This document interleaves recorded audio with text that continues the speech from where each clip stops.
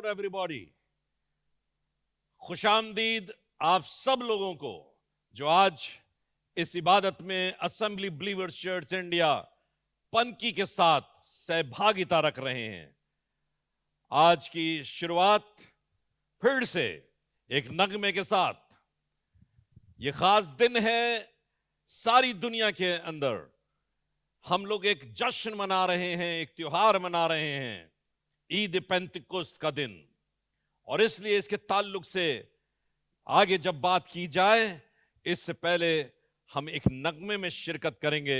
आइए हमारे साथ मिल करके गाएं। आए खुदा कैलवरी से एक लहर अब भेज, अपनी दुल्हन को साफ कर अभी। ऐ खुदा कैलवरी से एक लहर अब भेज, अपनी दुल्हन को साफ कर अभी। फतह की कुव्वत दे, पूरी खुशी और तेज वायदे के लिए ठहरते सभी।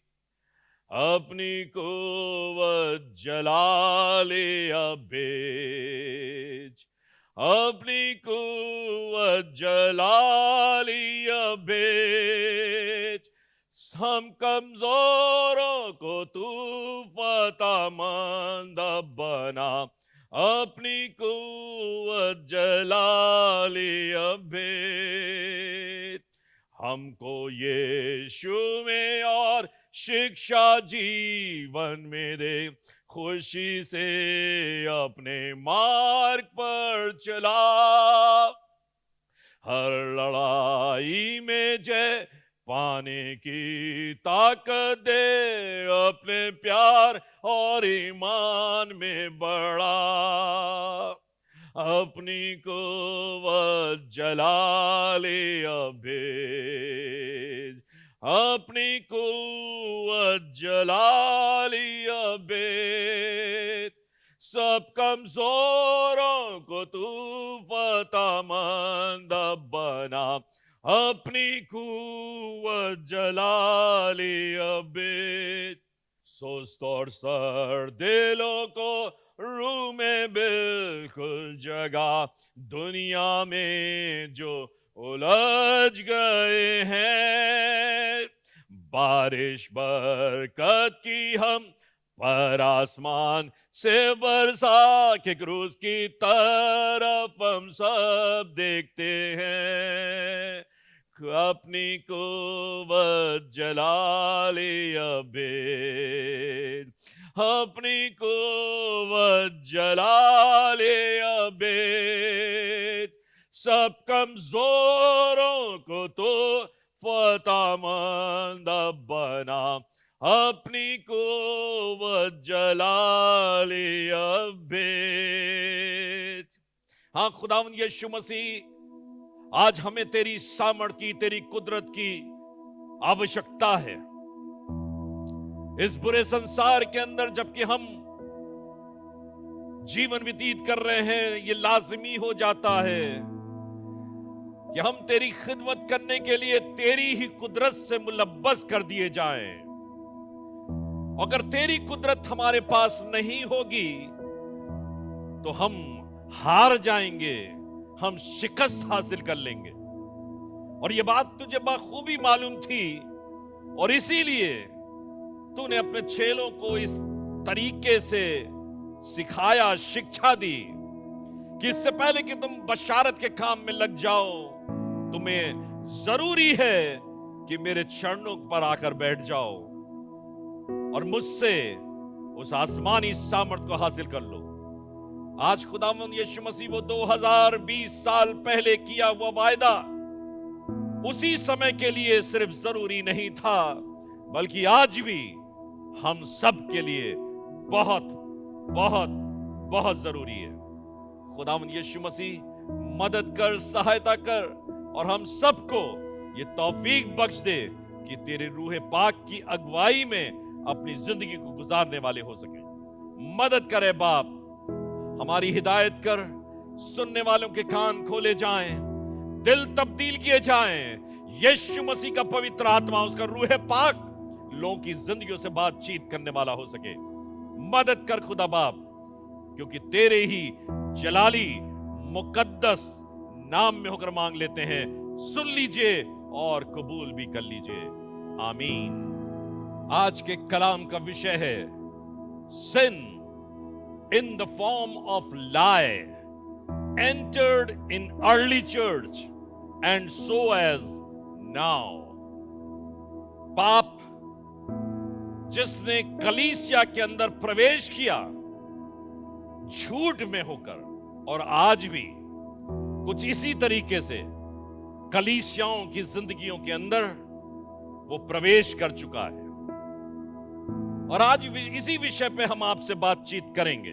हम आपसे बताना चाहते हैं, खुदा के कलाम की एक इबारत को पढ़कर हम शुरू करना चाहेंगे। और यहां पर प्रेरितों के काम उसके 5वें अध्याय के पहले पद से लेकर कुछ एक पदों तक यह जिक्र पाया जाता है।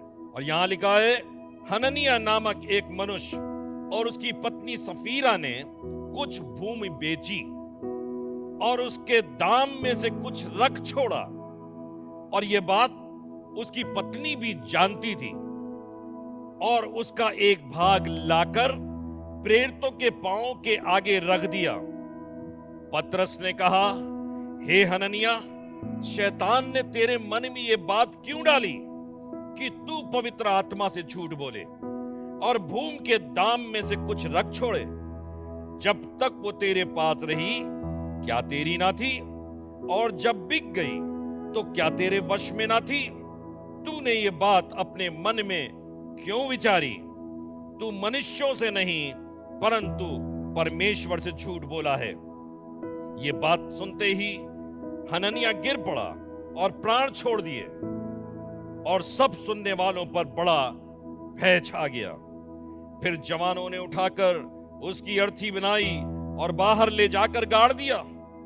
लगभग 3 घंटे के बाद उसकी पत्नी जो कुछ हुआ था न जानकर भीतर आई। तब पतरस ने उससे कहा, मुझे बता, क्या तुमने ये भूमि इतने ही में बेची थी? उसने कहा, हां, इतने ही में। पतरस ने उससे कहा, यह क्या बात है कि तुम दोनों ने प्रभु के आत्मा की परीक्षा के लिए एका किया? देख, तेरे पति के गाड़ने वाले द्वार ही पर खड़े हैं और तुझे भी बाहर ले जाएंगे। तब वो तुरंत उसके पांवों पर गिर पड़ी और प्राण छोड़ दिए।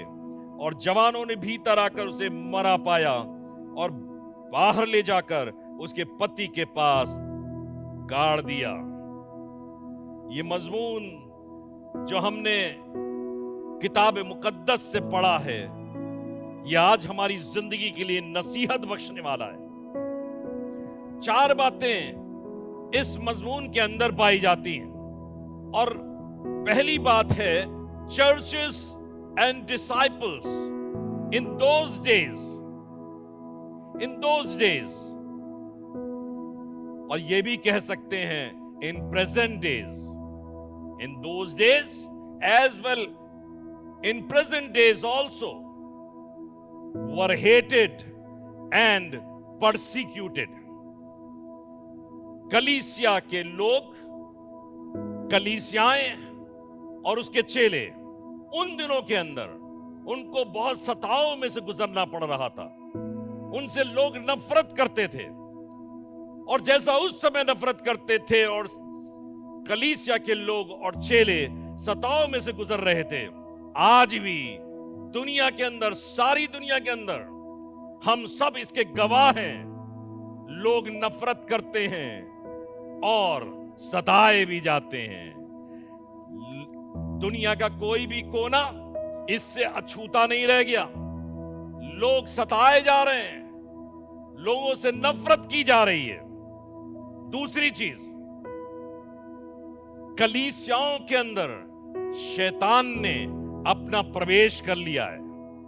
मैंने लिखा है, Satan was and we can say now is, Satan was taking active part in the church, so as nowadays Satan also taking active part in the churches. शैतान कलीसियाओं के अंदर एक्टिव पार्ट कर रहा है। जरूरत तो इस बात की है कि खुदा के लोग पुरजोर तरीके से परमेश्वर की सामर्थ्य से परिपूर्ण होकर ये कार्य करते, लेकिन आपको जानने की आवश्यकता है, जैसे जैसे शैतान को ये समझ में आ रहा है कि मेरा अंत निकट है, कलीसियाएं इससे महरूम नहीं रह गई। कलीसियाओं में घुस करके शैतान कार्य कर रहा है। तीसरा, church activities were and now we can say are extremely in active position. They are one accord and one mind. जिस तरीके से मैंने कहा कि चर्चेस के लोगों से, चेलों से लोग नफरत कर रहे थे, उनको सताव में से गुजरना पड़ रहा था, शैतान कलीसियाओं में घुस करके काम कर रहा था और आज भी कर रहा है, उसी तरीके से बराबरी में खुदावंद यीशु मसीह उससे बढ़कर काम कर रहा है। चर्च एक्टिविटीज बढ़ गई हैं, लोग एक मन हो रहे हैं, एक ख्याल हो रहे हैं और वो एक्टिव पार्ट ले रहे हैं। They are extremely in action. चौथा point, the time was and we can say now is of Holy spirit.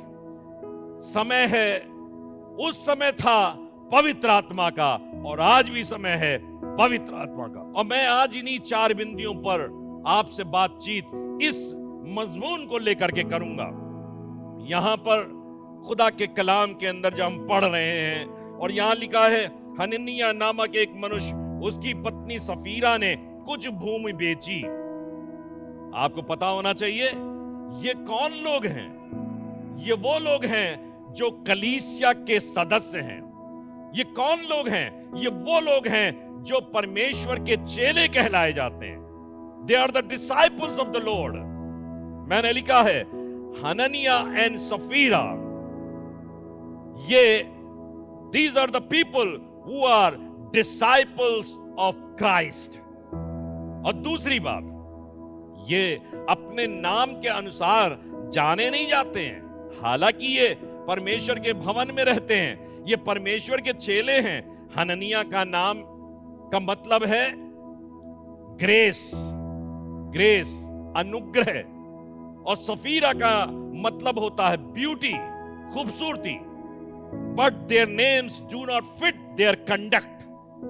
उनके नामों के अनुसार, आज लोग नाम रखते हैं बच्चों के, जब बच्चे पैदा होते हैं नाम रखते हैं और नाम ये सोचकर रखते हैं कि मेरा बच्चा बड़ा गुण वाला होगा, बड़ा मेरा बच्चा खूबसूरत निकलेगा, मेरा बच्चा मेरे खानदान के नाम को रोशन करेगा, मेरे बच्चे के अंदर एक ऐसे कैरेक्टर पाए जाएंगे जिससे दुनिया लाभान्वित होगी और मेरे खानदान का नाम रोशन होगा। हम आपको बताना चाहते हैं, माँ बाप तो ये सोचकर नाम रखते हैं, लेकिन कई बार बच्चे बिगड़ जाते हैं। बड़े होकर अपने नाम के अनुसार वो चर्चित नहीं होते, बल्कि नाम के विपरीत दिशा में वो चर्चित हो जाते हैं।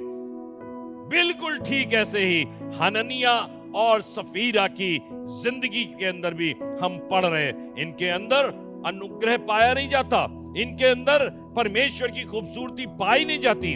और तीसरी बात, they are the member of apostolic church of which no man would belong unless he had a real experience of salvation.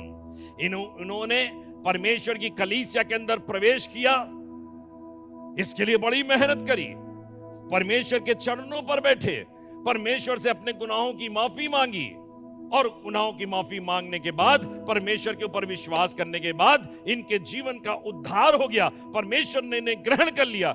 लेकिन आपको बताना चाहता हूं, उस समय पे जिस तरीके से इस तरीके के लोग कलीसियाओं के अंदर पाए जाते थे, आज भी कलीसियाओं के अंदर इसी किस्म के लोग पाए जाते हैं। हालांकि नाम तो बड़े खूबसूरत है, नाम तो बड़े आकर्षित करने वाले हैं। नाम से तो ऐसा लगता है वो परमेश्वर के जलाल को, खानदान के जलाल को, परमेश्वर की महिमा को प्रदर्शित करने वाले। लेकिन जरा सोच कर देखिए, अपने नामों पर गौर करके देखिए, माँ बाप ने कितने प्यार से आपके नाम को रखा है और ये सोच कर रखा है ये खानदान के नाम को रोशन करेगा।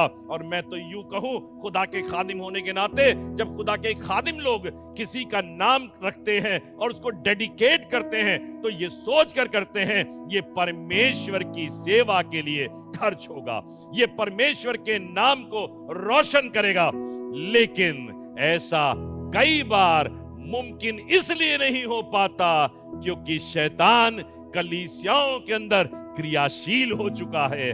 शैतान ने अब बाहर की लड़ाई के साथ साथ कलीसियाओं के अंदर की लड़ाई शुरू कर दी है। लोग गफलत में हैं, लोग धोखे के शिकार हैं। वो सोच रहे हैं हम तो चर्च में बैठे हैं, हम तो इबादत कर रहे हैं, हम तो गीत को गा रहे हैं, हम तो बाइबल पढ़ रहे हैं, हम तो प्रचार कर रहे हैं, हमारे पास शैतान आ नहीं सकता। लेकिन सच बताना चाहता हूं कि खुदावंद यीशु मसीह के कलाम में होकर हम इस बात के लिए होशियार हो जाएं कि शैतान चालाक है। वो कैसे हमारी जिंदगी में घुस जाएगा हमें पता भी नहीं चलेगा। उन दिनों के अंदर जैसा मैंने कहा, लोग नफरत करते थे, लोग परसिक्यूट करते थे, लोग सताते थे कलीसिया के लोगों के अंदर। मैं खुदा के कलाम से एक बात निकालना चाहता हूं और ये मिलेगी आपको प्रेरितों के काम उसके 4 अध्याय के पहले पद के अंदर। और यहां पर परमेश्वर का सेवक पतरस परमेश्वर के नाम का प्रचार कर रहा है, उसके साथ यूहन्ना मिलकर प्रचार कर रहा है, परमेश्वर के चेले प्रचार कर रहे हैं। लेकिन यहां पर कुछ लिखा कुछ इस तरीके से है, जब वो लोगों से ये कह रहे थे तो याजक कहां होता है? याजक तो मंदिर में होता है ना। लिखा है तो याजक और मंदिर के सरदार और सदूकी उन पर चढ़ाए। किसके ऊपर? परमेश्वर के चेलों के ऊपर, परमेश्वर के लोगों के ऊपर, परमेश्वर की चुनी हुई कलीसिया के ऊपर वो लोग चढ़ाए। आपको बता रहा हूं, परमेश्वर के वचन पर आधारित होते हुए कई बार शैतान किन्हीं लोगों को इस्तेमाल कर लेगा। आपको इस समय जागृत होने की जरूरत है। इस समय के दौर में जब आप गुजर रहे हैं, ये सिर्फ उसी समय का चर्चा नहीं है, लेकिन आज का भी चर्चा है। लोगों, होशियार हो जाओ। लोगों, खुदा के कलाम को पढ़ो। लोगों, पवित्र आत्मा से मसरूर होकर पवित्र आत्मा की अगुवाई में जीवन को व्यतीत करो। ये ईद पेंतेकोस्त का दिन जो आज से 2020 साल पहले हुआ करता था, उसके बाद सालों साल से लोग मनाते चले आ रहे हैं। मेरी आपसे गुजारिश है, ये सिर्फ सेलिब्रेशन का एक विषय नहीं है कि आप इसे सेलिब्रेट करो, ये सेलिब्रेट करो। ये तो एक्सपीरियंस का विषय है। ये अपने जीवन के अंदर एक्सपीरियंस कर लीजिए। आत्मा की अगुवाई में हमको उभारे जाने की आवश्यकता है। आत्मा की अगुवाई के द्वारा हमें चलाए जाने की आवश्यकता है। कहीं हम धोखे के शिकार हननिया और सफीरा के तरीके तो नहीं हो गए। खुदा के कलाम में कुछ इस तरीके से लिखा है, जब वे लोगों से ये कह रहे थे तो याजक और मंदिर के सरदार और सदूकी उन पर चढ़ाए, क्योंकि वे बहुत क्रोधित हुए, क्योंकि वे लोगों को सिखाते थे और यीशु का उदाहरण दे देकर मरे हुए के जी उठने का प्रचार करते थे। क्या गलत कर रहे थे? ये तो यीशु के शुभ सुसमाचार को सुना रहे थे, सच्ची बातों को बता रहे थे। आज हम भी तो इसी बात पर ईमान रखते हैं कि हमारा खुदावंद यीशु मसीह जिस पर हम विश्वास करते हैं वो आसमान पर चला जरूर गया है, लेकिन इस वायदे के साथ क्या गया है कि वो दोबारा हमको लेने के लिए आएगा। हमको इस दुनिया में इसी तरीके से तड़पने के लिए नहीं छोड़ देगा, लेकिन अपने लोगों को वो प्यार करता है। उसने कहा मैं जाता हूं ताकि तुम्हारे लिए जगह को तैयार करूं, ताकि जहां मैं हूं वहां तुम भी रहो। लेकिन होता कुछ इस बरक्स है। इस दुनिया में रहते रहते दुनिया के हालात, दुनिया की सामाजिक परिस्थितियां, एटमॉस्फेयर हमको उसके अंदर ऐसा खो देती हैं कि हम इन बातों को भूल जाते। ये हमारे लिए एक रस्म बन जाती है। ईद पेंतेकोस्त का दिन 2020 साल पहले आया था, जब आसमान से आग नाजिल हुई थी, लोगों पर आग किसी फटती हुई जीभें आकर ठहर गई थी, लोग अन्य भाषा बोलने लगे थे, ढेर सारी बातें बोली जा रही थी। लोग कह रहे थे ये तो नई मदिरा के नशे में है। ये सिर्फ उस दिन का विषय नहीं, लेकिन काश के हमारी कलीसियाएं कुछ इस तरीके से जागृत हो जाएं, हमारे लोग, हम लोग, सभी लोग इस तरीके से जागृत हो जाएं कि रूह पाक को आज भी अपनी जिंदगी में सच्चा ठहरा सकें, सच्चे रूप में अपने जीवन में ग्रहण कर सकें। सच बता रहा हूं, बिना रूहे पाक का ना तो उस समय लोग सेवा कर सकते थे, और बिना रूहे पाक के ना तो आज सेवा कर सकते हैं। अगर हम चाहते हैं कि हमारी सेविकाएं दुरुस्त हो, हमारी सेविकाएं परमेश्वर की योजना के अनुसार हो, हमारी सेविकाइयों के ऊपर परमेश्वर का जोरे बाजू और आश्चर्य कर्म होने वाले हो सके, तो हमको परमेश्वर की रूहे पाक का मजा चखने की आवश्यकता है और उसी में बने रहने की आवश्यकता है। लिखा है, क्योंकि वे बहुत क्रोधित हुए, वे लोगों को सिखाते थे और यीशु को उदाहरण दे देकर मरे हुए जी उठने का प्रचार करते थे। और उन्होंने उन्हें पकड़कर, किन्हें पकड़कर? चेलों को पकड़कर। किसने पकड़कर? सरदारों ने, याजकों ने पकड़कर हवालात में रखा, क्योंकि शाम हो चली थी। आज इस दुनिया का चारों तरफ देख लीजिए, कुछ इसी प्रकार से हाल है। शैतान लगा हुआ है, किसी तरीके से लोगों को सताया जाए, लोगों को उभार कर लोगों के खिलाफ खड़ा किया जाए, और आज सताए भी जा रहे हैं, हवालात में डाले भी जा रहे हैं। लेकिन हम आपको साथ साथ ये भी बता दें, जैसा मैंने कहा 4 पॉइंट मैंने बताए, 2 पॉइंट तो विरोधी थे, लेकिन 2 पॉइंट परमेश्वर के पक्ष के हैं। और लिखा हुआ है, परमेश्वर भी उनके साथ मिल करके आश्चर्य कार्य किया करता था। मैंने बताया, church activities were extremely in action, and nowadays also church activities are extremely in action. That time also Holy Spirit was working, and nowadays also Holy Spirit is also working. आगे चलते हैं, और यहां लिखा हुआ है, कलीसिया के अंदर जब खुदावंद यीशु मसीह कार्य कर रहा था, परमेश्वर का पवित्र आत्मा कार्य कर रहा था, एक तरफ शैतान काम कर रहा है, चेलों को पकड़वाया जा रहा है, उनसे नफरत की जा रही है, और दूसरी तरफ परमेश्वर काम कर रहा है, रूहे पाक काम कर रहा है। क्या कर रहा है रूहे पाक काम?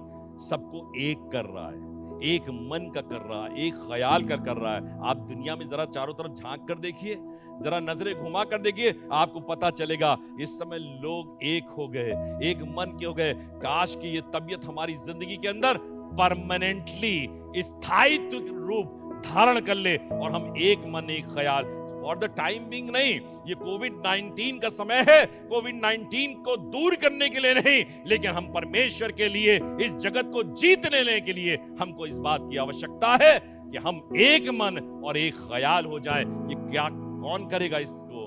इस एक मन और एक ख्याल को कौन करेगा? सिर्फ एक ही सामर्थ्य है, और उसका नाम है पवित्र आत्मा, जो स्वयं परमेश्वर है, जो 2020 साल पहले इस दुनिया में उतरा था, और उसने कहा है, मैं ना तो छोड़ूंगा ना त्यागूंगा। और इसी पवित्र आत्मा के रूप में परमेश्वर देखो जमाने के अंत तक हमारे साथ है। जब चारों तरफ नफरत चल रही थी, जब लोग खुदा के लोगों से नफरत कर रहे थे, तो आपको बताऊं, खुदा भी काम कर रहा था। खुदा ने कैसे काम प्रारंभ किया? सबसे पहले 120 लोग परमेश्वर के चरणों पर आ गए, उन्होंने पवित्र आत्मा का अभिषेक पाया, पवित्र आत्मा से अभिषेक को प्राप्त करके वो परमेश्वर की सेविकाई करने लगे।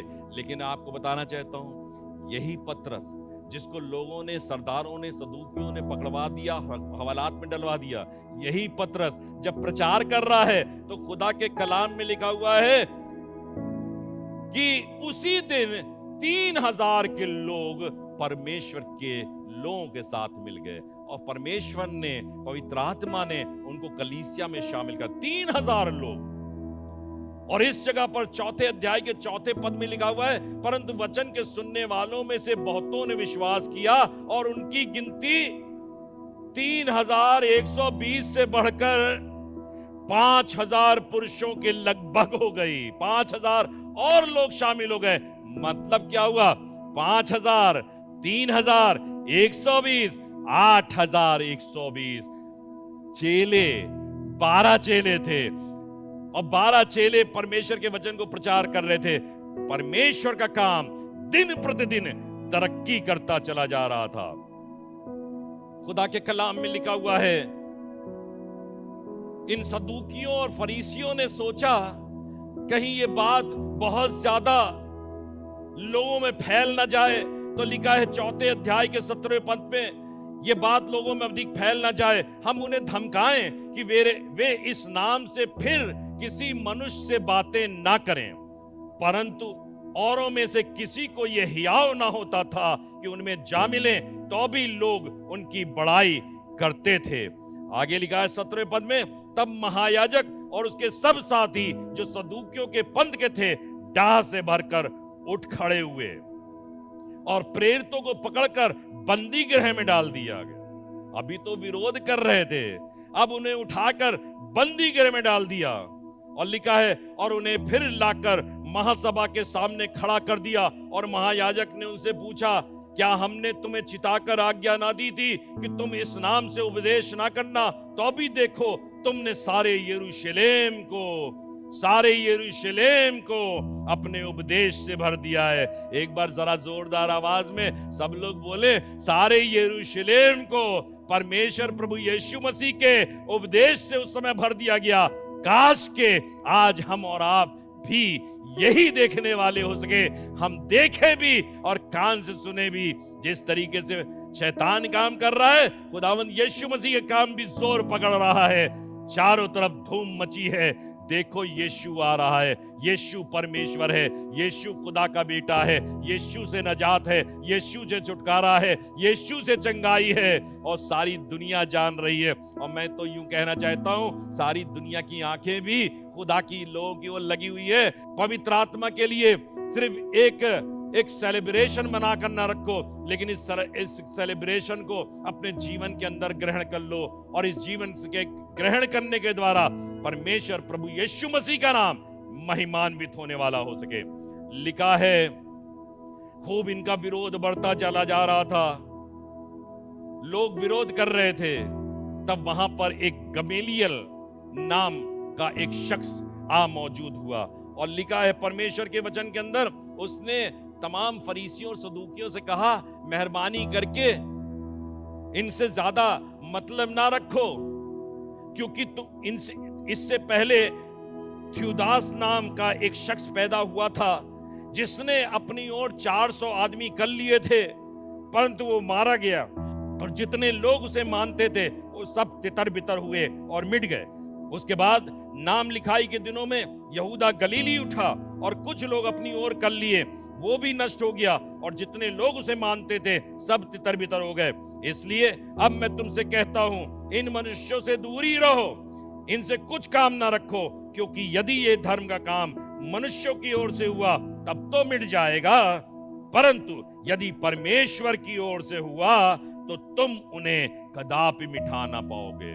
और आपको बताना चाहता हूं, ये तो किस्सा है 2020 साल पुराना, ना तो उस समय मिटा था, ना उसके बाद मिटा, और ना आज मिट रहा है, बल्कि खुदावन का काम दुनिया के कोने कोने में, देशों के कोने कोने में, राज्यों के कोने कोने में, शहरों के कोने कोने में, गांव में, देहात में फैलता चला जा रहा है, और लोग ये जानकर प्रसन्न हैं कि उन्होंने प्रभु यीशु मसीह को जान लिया है। उस समय लोग एक मन और एक ख्याल के थे, और लोग एक दूसरे के जरूरियातों का ख्याल रखते थे, चिंता करते थे, अपनी दौलत को कभी अपना नहीं समझते थे। लोग एक दूसरे के लिए अपने माल और बाप को बेचकर परमेश्वर के भवन में लाते थे, और लिखा हुआ परमेश्वर के वचन के अंदर, वो उसको बेच करके जो धन आता था उससे उन जरूरतमंदों की, जिनको आवश्यकता होती, उनकी जरूरतें पूरी की जाती थी। हननिया और सफीरा की जिंदगी में लालच आ गया, और उन्होंने झूठ का सहारा लिया, और आकर पतरस से कहा, ये भूमि हमने बेची है। सबसे पहले हननिया ने कहा, और पतरस ने सवाल करके हननिया से पूछा, क्या ये भूमि तुमने इतने में बेची है? उसने कहा हाँ इतने में बेचिए। देखिए ध्यान देकर सुनिएगा, और वहां पर लिखा हुआ है 3 पद में, पतरस ने कहा हे हननिया, शैतान ने तेरे मन में यह बात क्यों डाली? ये कहां बात हो रही है? ये कलीसिया में बात हो रही है। किससे बात हो रही है? परमेश्वर के चेले से बात हो रही है। शैतान ने तेरे मन में यह बात क्यों डाली कि तू पवित्र आत्मा से झूठ बोले? कौन बोल रहा झूठ? परमेश्वर का चेला। और भूमि के दाम में से कुछ रख छोड़े। जब तक वो तेरे पास रही क्या तेरी ना थी? और जब बिक गई तो क्या तेरे वश में ना थी? तूने ये बात अपने मन में क्यों विचारी? तू मनुष्यों से नहीं परंतु परमेश्वर से झूठ बोला है। खुदा के लोगों, भयभीत होने की जरूरत है, होश में आने की जरूरत है। आज जब हम कोई गलत काम करते हैं ना, तो हमको लगता है हमने पादरी साहब से झूठ बोल दिया, हमने पादरी साहब से ऐसा कह दिया, पादरी साहब को धोखा दे दिया। मेरे अजीजों, तुम पादरी साहब को धोखा दे सकते हो, लेकिन खुदा को धोखा नहीं दे सकते। ये कलीसिया जो परमेश्वर की दुल्हन है, इस पर परमेश्वर का राज्य है, इसमें पवित्र आत्मा का राज्य है, इसमें पवित्र आत्मा निवास करता है। छोटे से छोटे कामों के अंदर काम करते समय आपको होश में रहने की आवश्यकता है। जब अब आजकल के दिनों के अंदर जब बहुत प्रचार किया जा रहा है, प्रचार को प्रचार की गरज से करोगे कामयाब नहीं होगे, लेकिन प्रचार को परमेश्वर के लिए एक सेवा भाव से करोगे, परमेश्वर की पवित्र आत्मा की अगुवाई में करोगे, निश्चित तौर पर कार्य होने वाला हो सकेगा। अन्यथा हम शैतान के चंगुल में फंस जाएंगे।